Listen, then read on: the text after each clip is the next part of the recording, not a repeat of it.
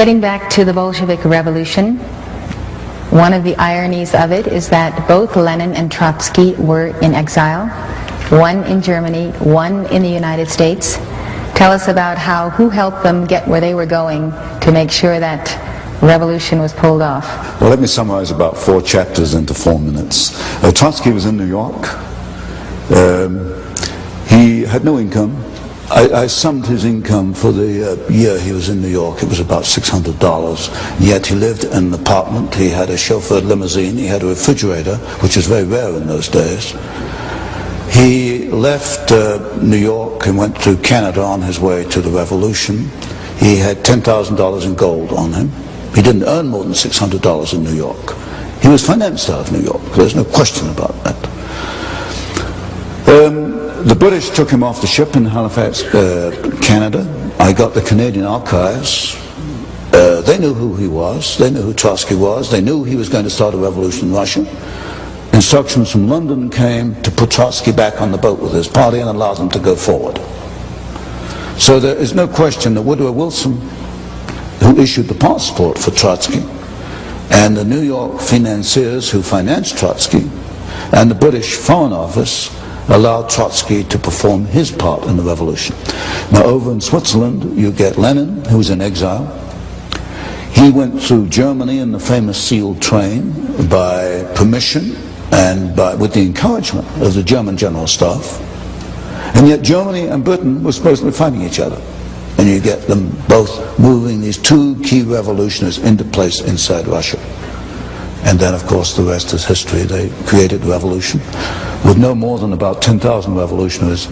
They needed assistance from the West, and they got assistance from Germany, from Britain, and from the United States to continue and consolidate the revolution.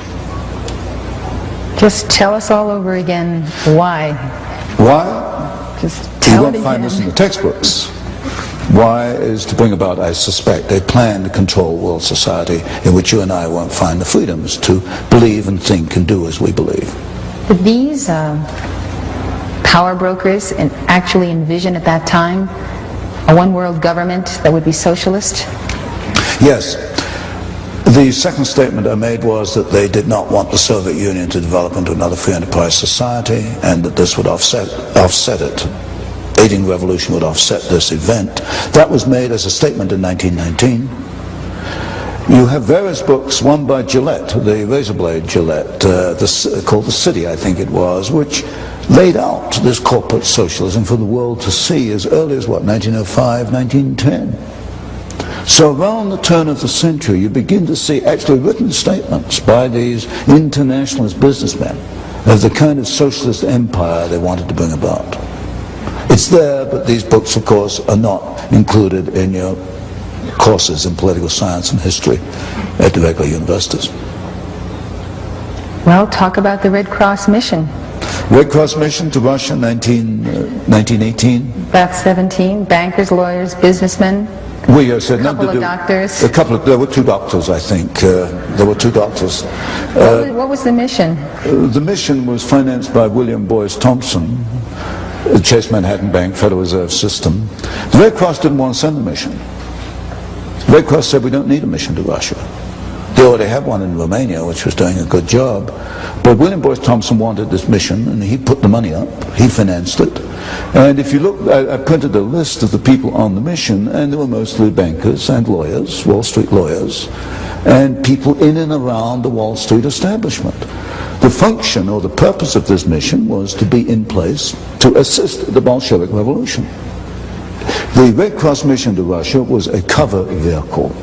It enabled these Wall Street elitists, these Wall Street manipulators to be there in place, and then I traced a cable, $1 million from the Morgan Company in New York to Petrograd. I forget to which bank, but it came from William Boyce Thompson, and which financed the revolution. And then they put pressure back in the State Department in Washington to actually send arms to the revolution, which went forward in 1918. And then I found in the State Department files an extraordinary telegram in which Trotsky appealed to the State Department to send American Army instructors to train the new Soviet Army. And I think I reprinted that in one of my earlier books. So briefly, the Red Cross mission was a cover vehicle to enable Wall Street to be there in place to guide and manipulate the ongoing Bolshevik revolution. And what was the response of the State Department? Oh yes, they were quite willing to send U.S. army instructors. Do you know to what I don't know if extent? they went forward. I know the arms, I know the rifles went forward. I didn't trace the response to the telegram, except it was approved within the State Department. And I reprinted the telegram. I never did find a response. That's probably taken out the files. Do you know the figure to which Wall Street supported the Bolsheviks? Well, it was $1 million. Just the William Boyce Thompson figure? That figure. But then you've got the other assistants. For example, the whole Siberian episode. See, in 1918, the Bolsheviks really only controlled Moscow and what was then Petrograd, which is now Leningrad. They could not have beaten off the White Russians, the Czechs, who were in Russia at that time, the Japanese, who were anti-Bolshevik. They could not have beaten it off without assistance from the United States and from Britain. And the Siberian Railroad is critical because if you look at that map of Russia, you know, Moscow and Leningrad are stuck at the left end, and you've got that vast expanse of Russia, and the backbone is the Trans-Siberian Railroad. Now, the history books will tell you that American troops went in, they occupied the Trans-Siberian Railroad in order to prevent the Japanese from coming in. Well, this is absolute nonsense. I've never written the book. I hope to get around to it one day. I've got 2 big boxes of files on this. The purpose of the American army in Siberia was to hold the Trans-Siberian Railroad until the Bolsheviks were strong enough to take it over. And they did that very effectively. They held off the Japanese. They held them back near Manchuria. They evacuated the Czechs out along the Trans-Siberian Railroad. The French and the British gave up because they said the Americans are helping the Bolsheviks. They evacuated. And in one of these books, I reprinted a little clipping from the New York Times of, I think, 1919. Finally, the Bolsheviks got to Vladivostok, right at the far end of Siberia, near Japan, in which the local commissar addressed the American army and thanked them for aiding the revolution. And that was in the New York Times, and I reprinted it. Now, this is totally contrary to everything you find in the textbooks. The textbooks say we went into Siberia to at least be neutral, and I suppose most people would assume we went in to stop the Bolsheviks. We didn't. We went in to help the Bolsheviks. There's no question about that. There's no question that they could not have consolidated their revolution without the capitalists. Absolutely none. Absolutely none. They had too many enemies. Not only outside enemies, the White Russians. The Ukrainians themselves were not particularly happy. All the ethnic groups in Russia were not particularly happy with the Bolsheviks. They could not have won without Western assistance. There is no question about that. Then they were starving. The factory, they couldn't operate the factories because the Bolsheviks shot all the managers and the technicians. Either that or they left Russia. The factories were closed down. Russia was starving. By 1922, Lenin himself said the end has come. They had no food. They had these closed down plants. The plants were not destroyed in the revolution. That's what the textbooks will tell you, including Kennan, the State Department expert. He says the Russian factories were destroyed in the revolution. They were not destroyed. Why? Because I've seen the photographs after the revolution, and they're right in the Hoover Institution Tower. There are these massive boxes of photographs of Russian industry after the revolution. They could not operate the plants. So what do we do with Averell Harriman and the Chase Bank and National Bank and our old friends on Wall Street? They go in there, and of course the Hoover mission to feed Russia.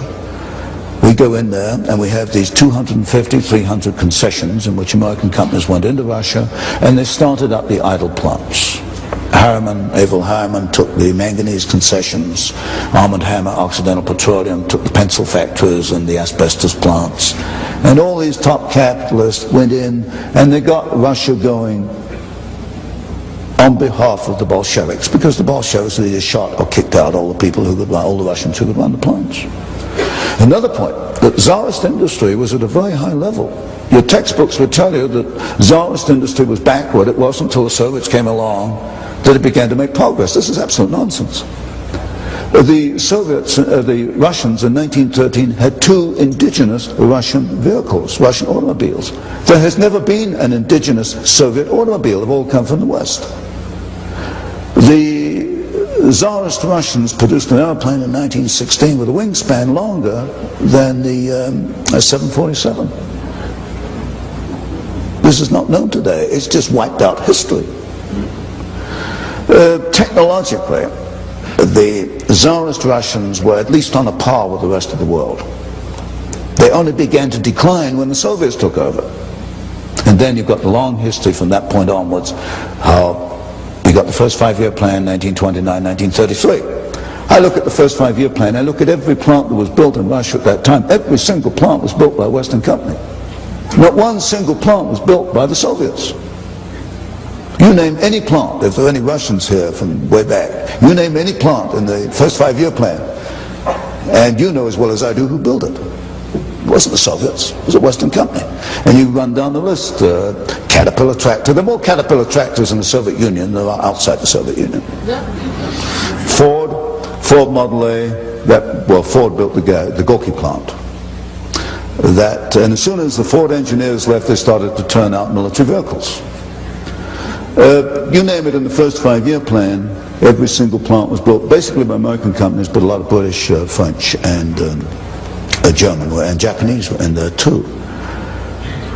Then the second 5-year plan in the 1930s was a duplicate. They tried to copy the first 5-year plan with their own resources. They fell flat on their faces, and they had to come back to the Western companies for assistance to duplicate the plants put in the first 5-year plan. And for example, I was in Douglas Aircraft Company. They let me into their files, and it was amazing the detailed assistance given by Douglas Aircraft. They bought one DC-3, and then they bought a DC-3 in sub-assembly and all kinds of duplicate spare parts to get the thing going. And then we've got that story, I don't know how much detail you want, which continues right up to today, July 1, 1987, and you mentioned, I think, this morning, the Toshiba and the Toshiba Japanese plant and the Norwegian company, a government-owned plant, which provided the milling machines which enabled now the Soviet submarines to be 10 times quieter than they were before, and that's going to cost us $4 billion so that we can offset what we have given them. And this stupidity has continued stupidity in my sense. From the viewpoint of a Wall Street capitalist, I guess it's smart business. This has continued for 60 years. And this supposedly by our allies, but this is not the people of Japan and Norway. No. This is again the internationalists. It's the internationalists. Toshiba represented on the Trilateral Commission founded by David Rockefeller in 1973. It's your top corporate elitists, your top corporate establishment attorneys, the top politicians. Senator Mansfield once said, you don't get along unless you go along.